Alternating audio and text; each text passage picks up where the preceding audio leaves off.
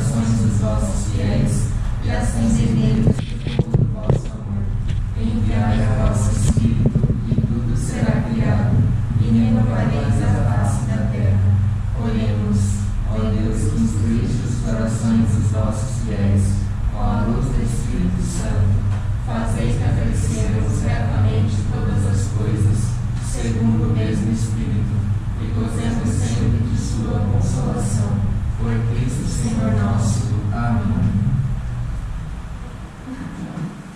A gente vai fazer a nossa colocação baseada nessa oração, na verdade. Então, por isso que a gente puxou essa oração. A gente começou a pensar um pouco sobre a pregação, né? E aí a gente começou rezando essa oração, Espírito Santo, e a gente parou para pensar que ela é extremamente profunda, assim, né? Todas as frases, elas concentram bastante informação, e aí a gente falou, bom, vamos então fazer a nossa pregação com base nessa oração e analisar cada uma das frases, o significado dela, que ela traz bastantes características do Espírito Santo, né? Isso. Então, a primeira parte, né, ela diz assim: vinde, Espírito Santo, enchei os corações dos vossos fiéis e acendei neles o fogo do vosso amor. Então, a primeira passagem que a gente queria pedir para vocês, quem tiver com a Bíblia, né, abrir, mas a gente vai ler também, no João, capítulo 14, João 14, versículo 15. A gente começar a pensar, né, nessa oração que é tão comum, bem conhecida, mas muitas vezes a gente reza como a Maria de nós, meio que no automático, né, e não consegue perceber a profundidade, né, de cada parte. Cadê? Você pode ler? Achar?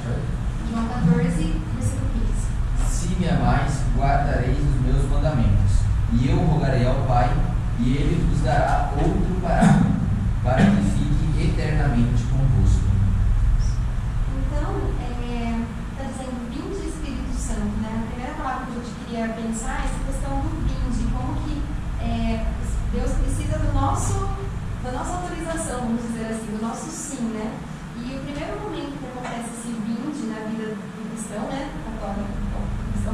É através do batismo, né? Que é o momento que a gente recebe o Espírito Santo em nossa alma, o Espírito Santo é infundido em nós, né?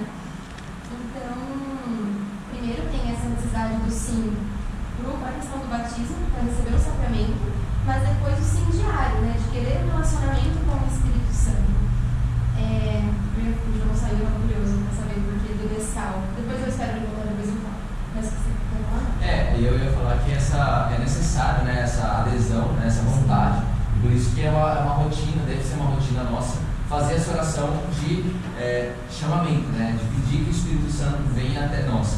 A gente lê essa passagem de João, né, para mostrar ali que realmente existe esse envio, né, que é Deus que concede esse dom, como sendo algo concedido por Deus, é uma graça, né, é um dom, é algo que nós recebemos sem merecimento, mas que precisa do nosso convite, né? E até, como a Maria falou, no batismo, o primeiro convite, e depois o convite que a gente tem que fazer a Deus na nossa oração, recorrentemente, né? Pedindo que o Espírito Santo venha em nossa alma. É como o Nescau, João. Eu estava falando do Nescau, ele estava curioso. Já. O Nescau, você queria saber o porquê. O Espírito Santo que a gente colocou só um exemplo, né? Claro, uma analogia, assim. É como se, às vezes a gente pensa, mas eu já recebi o Espírito Santo no batismo, por que eu preciso pedir todos os dias, né? E buscar esse relacionamento com Deus? Porque é como quando a gente coloca o Nescau ou o Toddy, brigas aí, no copo, né, de leite. Então, se a gente só coloca o chocolatado ali, ele vai no fundo do copo. Ele existe ali, ele vai ficar ali, vai ficar pelo tempo que a gente deixar, né? Porém, ele vai ficar ali no fundo, parado, né? E se a gente movimenta, pega uma colher e mexe aquilo, tem ali a movimentação, aquele Nescau sobe, se mistura, a gente vê a ação dele. É ali que vai dar sabor de verdade pro leite, que vai dar um gosto, né? Então a gente estava pensando assim, nesse exemplo que é bobo, né? Mas seria isso o batismo. A gente recebe o Espírito Santo, mas somente o batismo, vamos dizer assim, não basta para a gente ter uma intimidade, um relacionamento com o Espírito Santo. Então, ao longo de toda a nossa vida, a gente precisa mexer esse copo, né? Mexer o nosso interior, deixar com que o Espírito Santo haja no mais profundo do nosso ser. E isso se dá através do quê? Da nossa oração mesmo. Tanto com essas orações já prontas, que a igreja nos ensina, como essa que nós rezamos, né? Tanto com a nossa oração mais espontânea, falar com o Espírito Santo. Se ele é a terceira pessoa da Santíssima Trindade, né? Pai, Filho e Espírito Santo, como ele é uma pessoa, nós podemos nos relacionar com essa pessoa, assim como os discípulos se relacionavam com Jesus, né? Então, essa relação se dá através da oração íntima e pessoal, né? Todos os dias, né? A gente até tem o costume de acordar, eu tenho o costume, e tem uma frase que até a Canção Nova fala muito dela, né? Que é bom dia, Espírito Santo, que nós faremos juntos hoje, né? Então, realmente, uma pessoa, ele me acompanha, ele está dentro de mim através do batismo, e nós temos que mexer o Nescau. Eu lembro do exemplo do Nescau.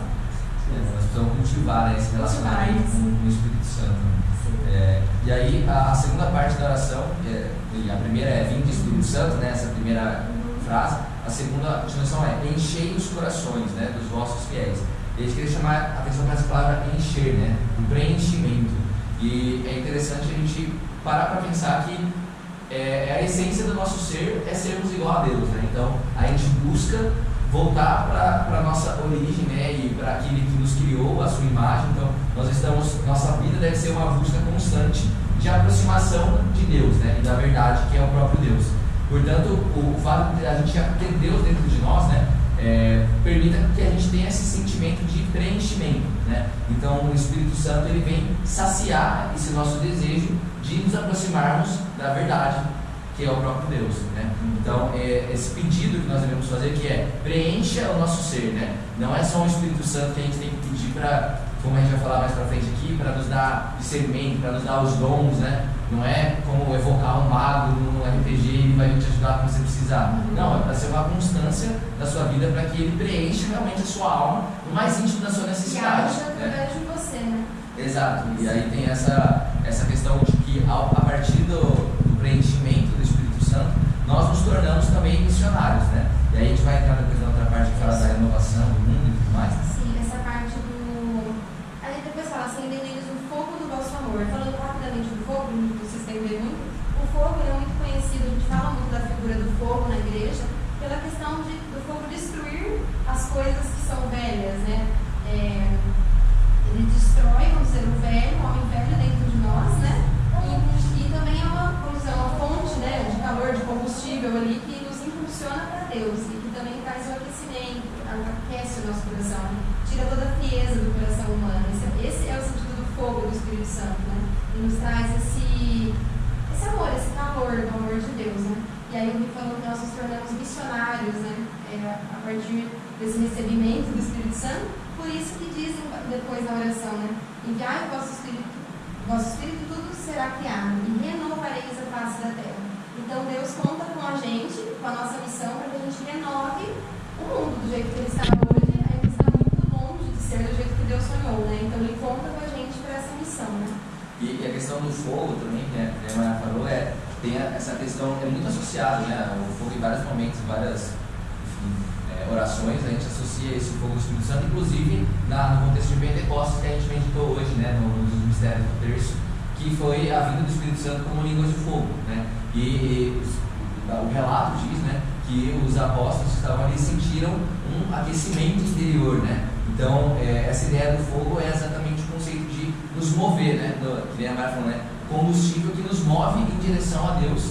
E aí também nos move, o que significa sair do lugar, né? Ou seja, ir em direção a algo. E esse ir em direção a algo também parte do princípio que nós estamos levando conosco o mundo, né? Então, Deus... A nossa família. A nossa família, exato. E o mundo de forma geral, né? Por isso que a oração, que a Mayra continuou aqui, renovareis a face da terra, é porque o Espírito Santo, ele precisa, né, de nós para transformar o mundo naquilo que é a vontade de Deus, né? Que é o sonho de Deus. E tinha outra passagem? A questão da criação. Se puderem abrir em Gênesis, capítulo 1, versículo 26.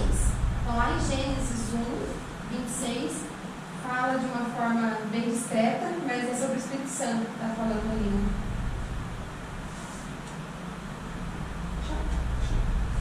Então Deus disse, façamos o homem a nossa imagem e semelhança. Essa parte. Só para a gente enfatizar isso do façamos, não sei se talvez vocês já tenham escutado essa explicação, né? O façamos está no plural do grego. Porque desde sempre existe existe a Santíssima Trindade, desde toda a eternidade, né? Sempre existiu e sempre vai existir. Então, quando Deus fala façamos, ali já está o Espírito Santo. Seria, eu vou fazer junto a Santíssima Trindade, né? O Pai, o Filho e o Espírito Santo, que nos faz a imagem e semelhança dele.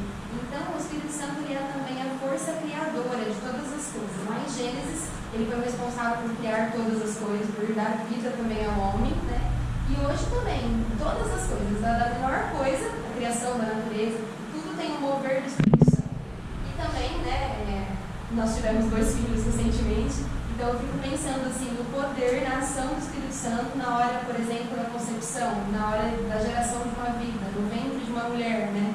Então, todas as coisas têm a força de Deus agindo ali através do Espírito Santo, né? A criação de uma nova alma. Uma nova alma. E, claro, e o mover dessa alma na direção de Deus, com certeza, exige a presença desse Espírito Santo, né? Essa conversão, né? Então, tem a criação da alma, que está destinada a Deus, e o motor que nos leva até Deus é esse Espírito Santo que nos permite fazer a conversão, a renovação, e aí, como ele fala na oração, né? E tudo será criado, né? A oração, ela enfatiza bem isso, né? Enviai o vosso Espírito e tudo será criado. Então, ele retoma esse conceito que o Espírito Santo ele é criador, né? Sim. E até tem uma passagem anterior aqui no Gênesis que ele fala que o Espírito de Deus pairava sobre as águas. Então, ele enfatiza essa presença criadora, né, do Espírito Santo.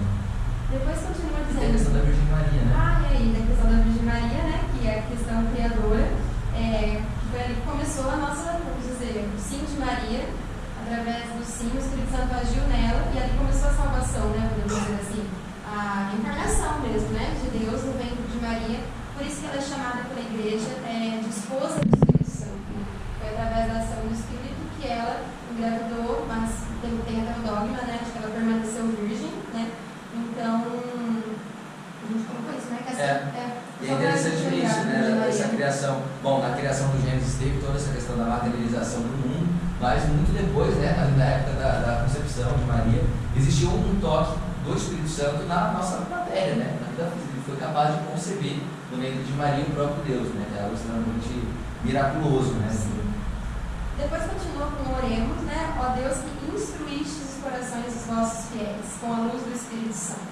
Então, o Espírito Santo tem a função também de nos instruir, de nos fazer discernir entre o bem e o mal, né? Aquilo que é bom, aquilo que não é.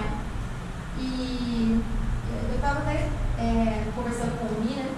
Pode ser uma dúvida assim, comum, a gente pensar assim, ok, mas o que é a ação do Espírito Santo quando a gente tem um pensamento? Como que a gente sabe, isso aqui é meu pensamento, uma coisa humana, assim, ou isso é uma inspiração divina, isso é o Espírito Santo falando em mim, né? Então eu já ouvi em outras pregações também, né? Pregação nova, acho que mesmo o Monsenhor Jonas, né, explicando que na verdade, se é uma pessoa que está em estado de graça, ou seja, não está em pecado mortal, né, segue, assim, aderiu realmente os ensinamentos de Jesus, né? Vive aquilo na sua vida, está? Faz tudo para permanecer em estado de graça, ou seja, busca confissão, busca sacramentos, né? Deseja mesmo um relacionamento com Deus. Provavelmente aquilo que ela vai sentindo ao longo do dia dela, os pensamentos, os bons pensamentos, né? É realmente uma inspiração divina. Essa é uma grande sacada, assim, né? Um jeito da gente perceber, né?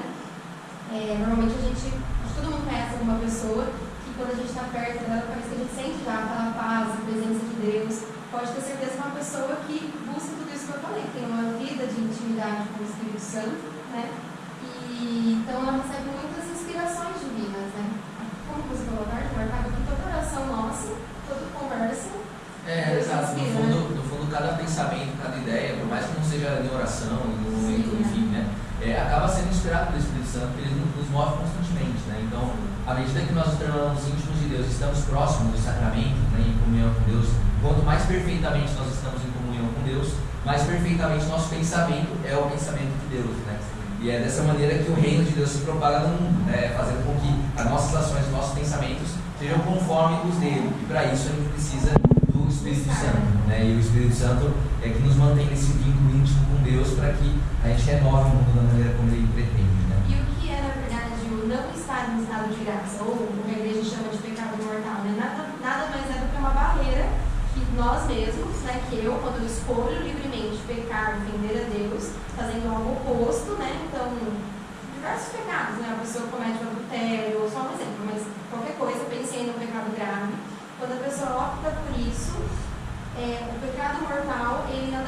barreira que aquela própria pessoa coloca na ação do Espírito Santo.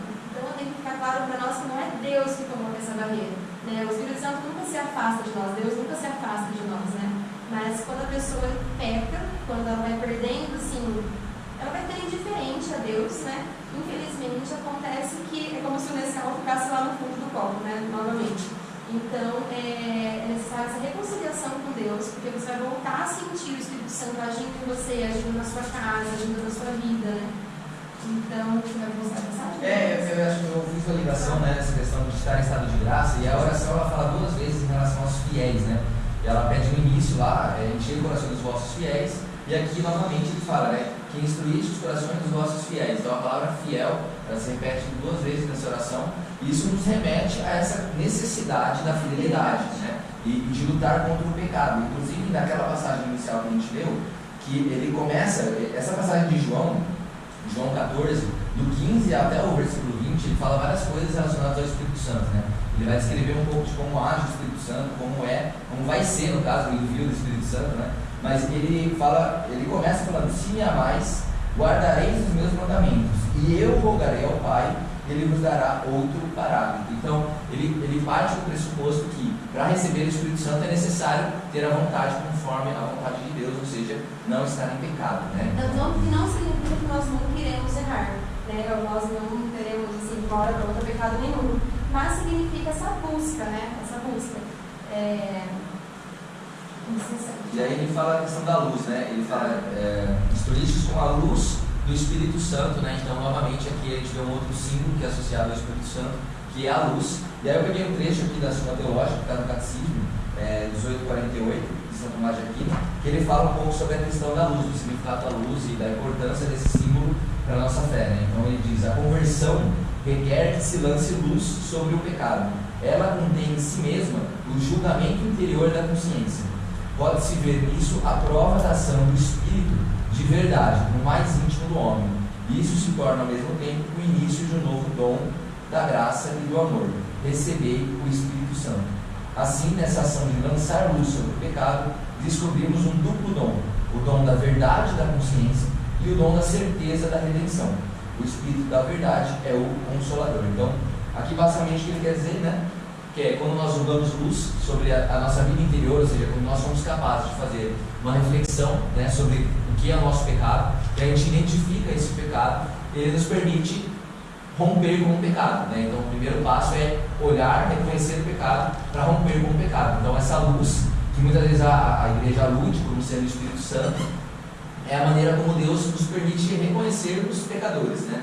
É dar esse passo de, olha, eu entendo que eu errei, e segundo passo é, eu entendo que o Senhor é misericordioso e vai me perdoar. Então essas duas condições aqui São Tomás de Aquino traz em relação a como o Espírito Santo age no nosso interior para nos permitir nos afastar do pecado. E essa parte fala fazer que apreciemos retamente todas as coisas.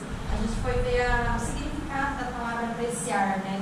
Pode falar, muitas vezes, né? A gente acha que é só um significado.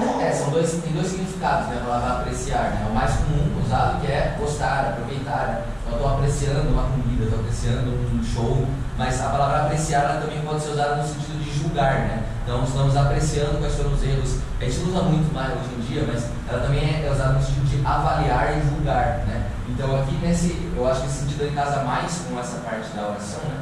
Que fala, fazer que apreciemos retamente todas as coisas, segundo o mesmo Espírito, né? Segundo o Espírito Santo. Então, nada mais é do que pedindo que Deus nos permita, através do Espírito Santo, julgar bem todas as coisas, né? Então, tomar bem as decisões. Eu saber dar um valor devido a cada coisa. Então, valorizar bem aquilo que é bom e eu desprezar aquilo que é mal, né? Até para que eu dispense as minhas energias, né? O meu tempo naquilo que é bom, naquilo que é positivo. E aí não só no sentido mundano, mas aquilo que é positivo espiritualmente, né? Então, aquilo que vai me aproximar de Deus, me aproximar da verdade, é aquilo que é bom. Então, o Espírito Santo, nessa parte da oração, a gente pede que ele nos auxilie nesse discernimento. Nas coisas mais corriqueiras também, né? Então, quando eu estou assistindo uma série, aparece uma cena e eu falo, não, vou pular, não convém que eu assista, não convém que eu vá até tal lugar com aquele amigo que me chamou, ou convém que eu saia dessa roda aqui, dessa conversa que estava comendo. Todas essas coisas, na verdade, se você é uma pessoa que busca Deus, são inspirações de Deus que está te fazendo apreciar, no sentido de julgar, que aquilo não é bom, não vai te trazer não vai te levar à santidade, né? Então é nesse sentido, né? E depois, essa parte da consolação, para mim, é a parte preferida. Eu falei por mim que eu estava no coração de falar sobre isso há muito tempo, né? E gozemos sempre de sua consolação. Eu vou falar, para a gente ler a passagem de João 14. É aquela que a gente já leu, né? Mas é uma outra parte. É João 14, 15 a 20. Porque é bem bonita essa parte da consolação. Então ele diz aqui, João 14, 15 a 20. Então ele diz assim, de novo, vou ler o que a gente já leu no início, né? Mas é só a primeira parte. Mas se me amais, guardareis os meus mandamentos, e eu rogarei ao Pai, e ele vos dará outro paráclito, para que fique eternamente convosco. É o Espírito da verdade que o mundo não pode receber, porque não o vê nem o conhece, mas vós o conhecereis, porque permanecerá convosco e estará em vós. Não vos deixarei órfãos, voltarei a vós. Ainda um pouco de tempo e o mundo já não me verá. Vós, porém, me tornareis a ver, porque eu vivo e vós vivereis. Naquele dia conhecereis que eu estou em meu Pai, e vós em mim, e eu em vós. Então essa parte é uma das passagens, uma das minhas passagens favoritas assim, da Bíblia, porque eu acho muito bonito, né? Porque imagina a situação, né? Tentando me pôr no lugar dos discípulos, né? Você tem um grande amigo, né? Você largou toda a sua vida para seguir Jesus, esse amigo. Aí você vive muitos momentos com ele, você presencia vários milagres, você tem momentos ali, né? Quem assistiu ou quem está assistindo The Chosen, acho que isso ajuda um pouco a imaginar essa situação, né? Então você vai, às vezes, para festas, né? Tem uns convívios assim, com Jesus, partilha, chora com ele, enfim, todos esses momentos. E aí, de repente, esse seu grande amigo ele é crucificado, né? Ele é morto, ele é assassinado, né? Então imagina a tristeza desses discípulos. E aí, no meio de toda aquela tristeza, Jesus ressuscita, aí ele reaparece, e aí volta toda aquela alegria. Aí agora que chega nessa parte, né? Aí eles estão contentes, porque finalmente, né, ele voltou, ressuscitou. Eu acho que eu ia pensar, nossa, agora eu vou ver tudo de novo, aquilo com ele, vai continuar, né, nossas aventuras. Aí de repente Jesus olha e fala assim, não, mas é chegada a minha hora, eu preciso voltar para o Pai, eu não vou permanecer aqui, eu não vou ficar, né, eu sinto muito, assim, imagina a carinha dos discípulos, né, quando eles perceberam que era por pouco tempo realmente. Jesus foi mostrar o lado aberto, mostrou que ele ressuscitou, mas ele não ia permanecer mais ali, né. E aí, acho bonito que Jesus fala aqui na passagem que o Gui leu, né? Não vos deixarei órfãos, voltarei a vós, ainda um pouco de tempo e o mundo já não mais me verá, né? Vós, porém, me tornareis a ver, porque eu vivo e vós vivereis, né? E aí aqui ele diz que vai enviar o Espírito da verdade. E eu acho muito bonitinho Jesus dizendo, não vos deixarei órfãos, como se diz, não fiquem tristes, eu estou indo, mas ele virá. Ele tem o Espírito Santo, eu vou enviar um hóspede da alma, né? Um amigo, um paráclito para vocês, né? E o que significa paráclito que a gente escuta? É uma palavra grega, né? Que você leu, que significa consolador. Então, realmente era para consolar os discípulos, se a gente pensar assim nessa passagem, né? Não fiquem tristes, o Espírito Santo paráclito, aquele que consola, virá sobre vocês, né? E continua vindo até nós, até hoje, né? Que a palavra de Deus ela é válida para todo sempre, né?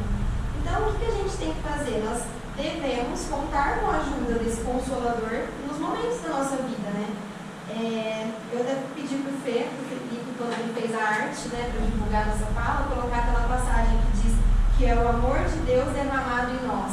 Então, a gente pode pensar no amor, é a consolação que Deus derramou sobre nós, Jesus derramou, e a gente tem que pedir, né, todos os dias, para esse Consolador nos ajudar a lidar com as nossas cruzes, né? Então, contar com a ajuda do Espírito Santo na hora do nosso medo, na hora do nosso desespero, na hora das dúvidas, ou na hora da raiva, quando a gente está com dificuldade de perdoar alguém, né?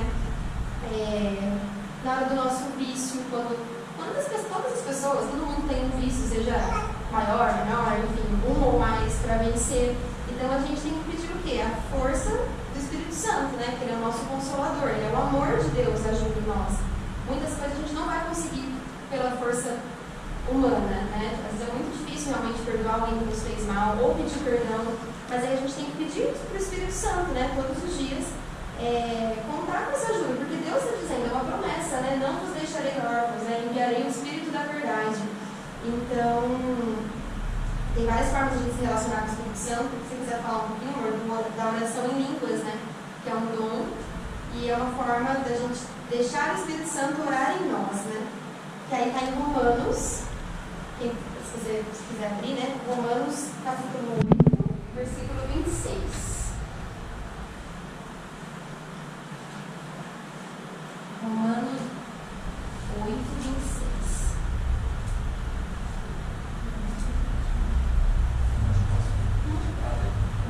8:26. Aqui, ó. Então, o Espírito vem em auxílio à nossa fraqueza, porque não sabemos o que devemos pedir, nem orar como convém. Mas o Espírito Santo mesmo intercede por nós com gemidos inefáveis. E aquele que perscruta os corações sabe o que deseja o Espírito, o qual intercede pelos santos segundo Deus. Essa passagem ela é uma descrição, né? Também do primeiro, do Pentecostes, né? Na descrição de Pentecostes, a gente vê que eles dizem que os discípulos começaram a louvar, né? E algumas pessoas que estavam lá ficaram impressionadas, porque foi uma manifestação pública do Espírito Santo, né? E foi uma manifestação diferente, talvez a primeira vez que isso tenha acontecido na história, né? Eles louvavam e rezavam a Deus, cantavam a Deus em línguas estranhas, né? E algumas pessoas entendiam essa oração, apesar de serem de idiomas diferentes, e outras pessoas, talvez pessoas só curiosas ou pessoas que não estavam buscando realmente entender o que Deus queria, elas ouviam e parecia, e fala que algumas pessoas achavam que eles estavam bêbados, né? E aí hoje a gente, não sei se vocês já tiveram a oportunidade de ouvir oração em línguas, né? Mas realmente, quando você não entende o que é, não está com esse conceito no coração, parece que alguém está falando uma coisa aleatória que não tem nada a ver com nada, não tem um sentido, né?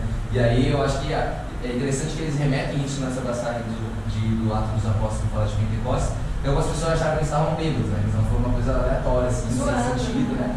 E por outro lado, algumas pessoas entendiam a profundidade daquilo e viam que era uma oração, um cântico a Deus, né? Então, e nessa outra passagem de Romanos, ele fala dos gemidos inefáveis, né? Também é como se fosse algo que não são palavras nacionais. E aí a gente pegou uma descrição do Monsenhor Jonas Abib, né? O fundador da Canção Nova, faleceu no retrasado, né? Mas era um homem muito ungido. E ele era um grande discípulo da oração em línguas, né? Falava muito sobre isso, executava muito esse dom, né? E ele falava que praticamente a oração em línguas é colocar as cordas vocais, né? O nosso ar, a nossa voz, todo o nosso ser, fisicamente, né? A serviço de Deus e do Espírito Santo, e permitir que Ele ore em nós, né? E isso é uma maneira de ter uma intimidade muito profunda com Deus, né? Porque é fisicamente você ali se colocando à disposição de Deus, e isso permite que Ele nos toque de maneira muito diferente do que outros momentos de oração, né? Porque é uma entrega completa, né? Uma entrega total. Então é bom que a gente, assim, quem quiser, não é obrigado, a igreja também não coloca que a gente precisa orar em línguas, mas tem outra parte aqui na Bíblia que fala que a oração em línguas ele é o menor dos dons que nos é dado. Então todo mundo recebe esse dom, né? Ninguém é obrigado a orar em línguas, mas às vezes a primeira vez que eu orei, eu estava num grupo de jovens lá em Pedreira, e aí eu comecei a me perguntar, mas como eu faço isso? Aí me falaram assim, a dica é, se você ficar pensando como, você vai tentar racionalizar isso, você nunca vai orar em línguas, o que você tem que fazer é fechar seus olhos e falar, Espírito Santo, eu vou usar a minha voz da forma, né, eu vou te emprestar as minhas cordas vocais. Então, minha sogra sempre fala que é uma forma do Espírito Santo realmente pedir por nós aquilo que a gente nem sabe que a gente precisa. Então, ele vai orar em nós, realmente, né? E aí, cada um vai orar de um jeito, né? E acho que é isso, né? Da oração em línguas. A gente quis trazer isso porque muitas vezes no grupo de jovens, se vocês forem algum dia para um retiro, para a Canção Nova, isso é muito comum, assim, multidões orando em língua. E realmente, às vezes a pessoa pensa, mas isso é para todos? Sim, é para todos, né? Basta você está ali, você quer rezar, tem o coração aberto, então você ora em línguas. E até na sua casa, não precisa ser só em comunidade, pode ser no seu quarto, né? Todos os dias você vai ler a Bíblia e fala, agora eu vou orar um pouquinho em línguas, e Deus vai inspirar coisas através disso, né? É uma oração que permite abrir muito a sua alma e realmente se colocar totalmente à disposição de Deus, e essa abertura da alma faz com que Deus age de maneira muito profunda, assim, é algo bastante, que eu recomendo bastante. Oi? Mas assim, esse negócio de rezar em línguas estranhas que a Bíblia fala, isso para mim eu sempre interpretei como eles aprendendo instantaneamente pela ação do Espírito Santo outras línguas que eles não sabiam falar. Por exemplo, eles falavam aramaico, descia a língua de fogo, eles aprendiam a falar latim e grego para se comunicar com os romanos e os gregos. Pela ação do Espírito. Isso, instantaneamente, eram línguas estranhas, porque eram estranhas a língua deles. Porque quando a gente pega a língua estranha e interpreta como uma língua que a gente não consegue entender, eu sempre tenho muitos tipos de problemas com isso. Porque, primeiro, Deus não ia fazer porque os milagres de Deus a gente consegue discernir quando é um milagre. Deus não ia fazer uma ação dele que a gente não conseguiria discernir entre uma ação de Deus e uma ação que não vem de Deus, porque poderia causar erros. E além disso, já teve alguns estudos com relação a isso que comprovaram que essas línguas estranhas, elas têm sonoridades que são as mesmas sonoridades do idioma que a pessoa já fala. Uma pessoa que fala em português não vai falar em língua estranha, vai falar quando a pessoa fala alemão e tenta falar um negócio de língua estranha, ela fala Algo parecido com a língua original. Então, existe uma língua estranha para cada idioma, e também tem um outro problema que, se é uma língua real, a gente poderia ver áudios de pessoas rezando em línguas, e da mesma forma que, naquele filme O Jogo da Imitação, que o Alan Turing conseguiu desvendar o código dos alemães, pegando o finalzinho, descobrindo que o finalzinho era Heil Hitler, a gente conseguiria, por exemplo, pegar um finalzinho de toda oração e perceber que era um amém, alguma coisa assim, a gente conseguiria de uma certa forma perceber semelhanças ou descobrir palavras a partir desses áudios. Só que é sempre indiscernível e sempre muda de acordo com o idioma da pessoa. Então, para mim, eu não acredito nesse negócio de falar em línguas. Para mim, línguas estranhas na verdade, assim, tem algumas coisas que isso não significa que é uma língua específica, né? A oração em línguas, ela não é, a gente fala a língua dos anjos, né? Mas é uma forma de falar, mas não significa que é uma língua. Tem uma estrutura gramatical. Exato, não é uma língua que o falar em línguas, ele é uma forma de orar, e não falava, né? Que você livremente movimenta o seu corpo, né? À disposição de Deus. E qual é a vantagem disso, né? Para que Deus daria essa oportunidade ou essa forma de rezar para nós? É para que a gente realmente tenha uma entrega total. E essa entrega total do corpo permite, assim como nos sacramentos, né? Nós estamos em comunhão. No sacramento ele tem um ritual, né? E o ritual nos permite levar a nossa alma para Deus. Esse é o conceito, né? É a revelação física de algo que é espiritual, mas o físico te permite atingir o espiritual de uma maneira mais eficiente. É necessário o rito? Talvez não fosse intrinsecamente necessário, porque o que acontece no sacramento é muito mais espiritual. O rito é uma maneira de te colocar em comunhão com aquilo que espiritualmente acontece. A oração em línguas é equivalente, é uma maneira de você colocar o seu corpo entregue à disposição do Espírito Santo, sem racionalidade. Então é como se a racionalidade você tirasse a sua razão naquele momento da oração. Isso te permite enxergar algo que Deus normalmente não conseguiria te permitir pela razão. Claro, você consegue chegar a Deus pela razão, mas em alguns momentos você precisa, por exemplo, de uma cura que é irracional. Então a gente vê, enfim, na nossa vida, alguns exemplos muito emblemáticos, né? Que existem certas coisas que nós não conseguimos vencer pela razão. Doenças psicológicas, vícios, né? E muitas vezes a pessoa que tem um vício, nós temos vícios, a gente sabe que esse vício não é bom. Então, racionalmente, para nós, a gente não ia vencer, não ia fazer aquilo. A gente perguntar, você quer se matar? Não quero. Mas a pessoa tem um impedimento racional que às vezes leva ela a se matar, no sentido de dizer, a consumir uma substância que vai te levar à morte, fazer algo que é um exagero, que vai destruir a sua alma, o seu corpo. Então, é algo que excede a sua razão. Né? Da mesma maneira, Deus nos permite rezar de uma maneira que excede a nossa razão para curar no mais íntimo do nosso ser, muitas vezes, inclusive essas doenças espirituais, que excedem a nossa razão, que pela razão a gente vai conseguir vencer. Eu acho que até não daria pra gente claro, o ser humano ele vai tentar explicar muitas coisas, mas eu acho que seria como você buscar racionalizar isso, assim, até como tentar explicar a Santíssima Trindade. Muitos já tentaram, mas ninguém consegue assim 100%, porque é um mistério e Deus prefere que seja, vamos dizer, nem tudo ele revela, né? Por exemplo, como é que você vai explicar para alguém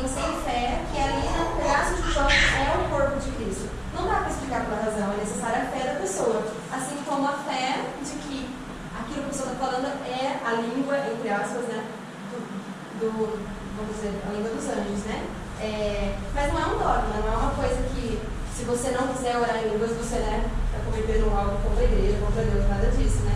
E também eu acho que mesmo que fosse isso, também eu gostei dessa interpretação, desse jeito, de tipo, o Espírito Santo está agindo ali naquela cena do Evangelho para ensinar novas línguas mesmo, aramaico, grego, assim, para os que estavam ali. Mas eu acho que, assim, fiquei imaginando a cena, né? Eu acho que se fosse somente as línguas humanas conhecidas, talvez eles não falassem que muitos achavam que eles estavam bêbados e começassem a caçoar. De falar que eles começaram a dar risada achando que eles estavam embriagados, né? Porque eles iriam reconhecer que era uma língua mesmo. Mas os gemidos inefados acho que eram tantos que as pessoas falavam, não é possível, ele está delirando, ele está bêbado, sei lá, aconteceu alguma coisa, né? E aí é interessante que nessa passagem do Pentecostes é uma questão interpretativa, né? Mas a princípio o que me parece quando eles falam, o questionamento que as pessoas faziam, né? Eles faziam profundamente impressionados, manifestavam a sua admiração, né? As pessoas que estavam ouvindo. Não são porventura galileus todos estes que falam? Como então todos nós os ouvimos falar, cada um em nossa própria língua materna? A impressão que me dá, aí não está claro, mas a impressão que me dá é que eles ouviam ao mesmo tempo, cada um na sua própria língua. Não me parece que um falava numa língua como fosse uma tradução, né? Eu falo em grego, o outro fala em aramaico, outro fala em... Me parece que ao mesmo tempo eles interpretavam, e aí aqui me transcende também a questão racional. Então, se como todos, cada um ouvia na sua própria língua, me parece que talvez fosse um milagre, realmente, que Deus permitisse que eles não falassem em uma língua específica, mas que a interpretação no coração daqueles que ouviam era, eles entendiam o que estava sendo dito, né, de alguma forma espiritual, talvez, não física, né? E aí eles ainda falam no final aqui, que ele fala assim, estava assim, todos atônitos e sem saber o que pensar. Perguntavam uns aos outros o que significam essas coisas. Então tinha algumas pessoas que não entendiam o que estava sendo falado. E outros, porém, escarnecendo, diziam, estão todos embriagados de vinho doce. Então me parece que ali, pessoas que estavam em comunhão com Deus, com o Espírito Santo, eram capazes de entender a mensagem espiritualmente, e os que não estavam, entendiam qualquer coisa aleatória, não entendiam nada, nenhuma língua, né? Mesmo os que talvez falassem a língua dos apóstolos, não entendiam nada. Então, não sei, aqui me parece mais que algo espiritual realmente estava acontecendo do que algo físico, né? Uma tradução que poderia ser um milagre também, que a gente falar a sua língua, mas pela descrição aqui, a interpretação que me parece mais coerente seria essa, que é algo realmente espiritual, né? Transcendente. Mas aí, sendo isso, por que as pessoas em estado de graça não entendem quando outra pessoa reza em línguas estranhas? Em geral, a pessoa que reza, todas as pessoas que estão rezando, elas escutam Deus de alguma forma, não como uma forma literal, não aquela língua de forma literal, mas elas recebem uma mensagem de Deus. Exato. Vou contar uma experiência própria, assim, né? Quando eu estava no meu retiro lá em 2015, foi o momento do meu encontro pessoal com Deus, o início ali da conversão, as pessoas estavam orando em língua ao meu redor, no retiro com 80 jovens, lá em Pedreira, uma comunidade carismática, e eu falei assim, acho que eu vou me abrir a isso aí, né? E aí eu lembro que eu estendi esses braços e comecei a tentar orar. Aí veio um servo da comunidade, colocou a mão em mim e começou também. E a oração dele, claro que eu não entendia nada, assim, né? Ele falou mais a língua, mas me impulsionou, eu lembro até hoje a sensação, gente, me impulsionou a continuar mais rápido, com mais fervor. E aí a oração dele junto com a minha aconteceu exatamente esse fogo do Espírito Santo, que antes eu não acreditava. Eu não acreditava assim, eu via as pessoas falando que sentia isso, mas... E aí foi como se eu sentisse fisicamente uma ardência no peito mesmo. Aí aconteceu uma coisa que também é um assunto para outra hora, porque é muito longo o assunto, mas que é o repouso no Espírito Santo, que acontece também né? Normalmente o repouso Deus permite para uma cura é algo que ele quer falar para você de forma muito específica. A oração em línguas também. Então aconteceu esse repouso e aí eu senti uma paz que eu nunca senti igual na minha vida. Foi aquele momento, meu único repouso da vida, e foi através da oração em línguas, tanto eu orando como a pessoa que estava orando por mim. Né? Então, assim, acho que é isso, é uma coisa que eu nunca vou entender racionalmente. Quando eu paro para pensar, eu falo, o que aconteceu naquele dia, sabe? Mas eu sei que quando eu levantei do repouso, tipo assim, eu abandonei vícios, pecados e coisas, teve uma conversão ali. Deus quis me falar de uma forma espiritual, algo muito específico para a minha vida, entendeu? E me dar uma força para vencer aquilo. Né? Então, a experiência de vencer vícios, né? Vícios que eu tentava vencer há muito tempo, eu sabia, enfim, racionalmente que eu deveria passar por aquilo, mas eu tinha uma limitação espiritual de passar por isso. Eu continuava caindo naquele erro, naquele pecado, naquele vício, que me afastava de Deus. E no momento de oração em línguas, eu tive um convencimento interior, a minha alma se passou por essa barreira, vamos dizer assim, de olha, você está convencido profundamente de que isso é errado e eu nunca mais cometi tal pecado. Então, é como se você tivesse uma dificuldade de se convencer interiormente de que aquilo é errado. Igual, por exemplo, a questão da Eucaristia, né? A gente conhece conceitualmente o que é a Eucaristia, mas muitas vezes na missa a gente está disperso, a gente se perde, a gente viaja, né? E aí muitas vezes eu até me questiono, né?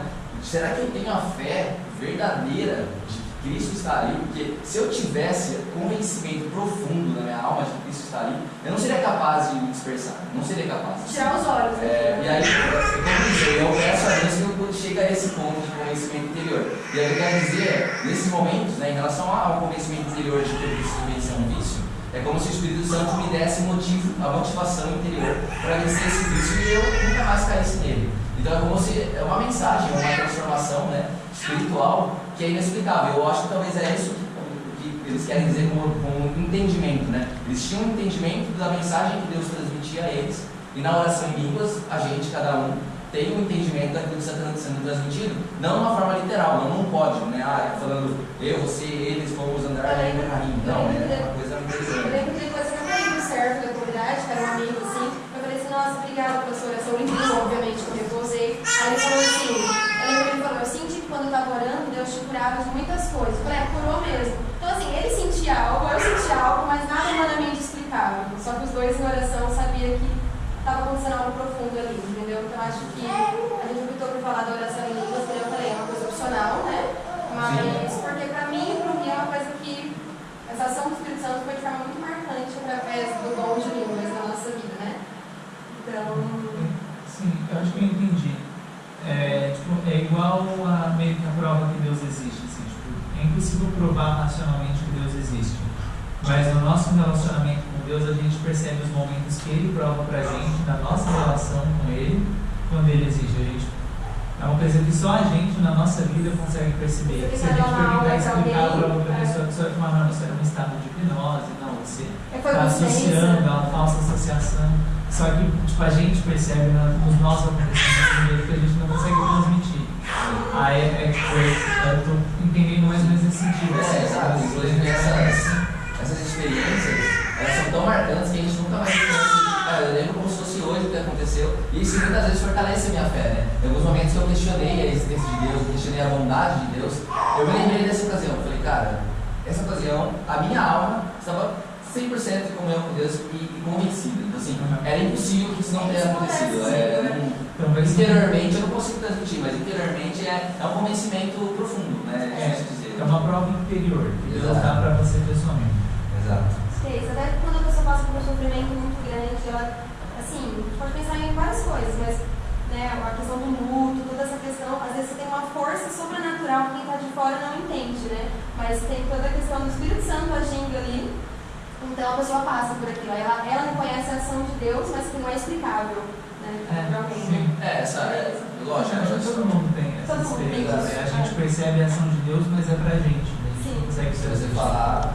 E a oração em línguas com certeza não é a única forma de, enfim, muitos santos viveram sim a oração em línguas, salvaram a sua alma e tiveram conhecimento interior da verdade e se convenceram profundamente em um momento por outra experiência. E a maioria, é só um caminho, né? Muitos que oravam em línguas também nunca repousaram, provavelmente, assim, né? Tipo, não é. Também quando eu vi as pessoas repousando, eu falava, nossa, mas não vai acontecer comigo, porque não é para todo mundo. Deus tem um momento para aquilo, né? Se Ele quiser. É claro que existe também, enfim, abusos desse tipo de oração e que acabam levando mais para uma questão sentimental, emocional, manipulação de massas. E claro, não estou falando que isso é, enfim, até em outras igrejas, né? A gente vê isso uma possibilidade da igreja católica. Então, assim, a profundidade e o quanto a oração em línguas transforma a sua alma depende da sua disposição, né? Assim como qualquer oração, né?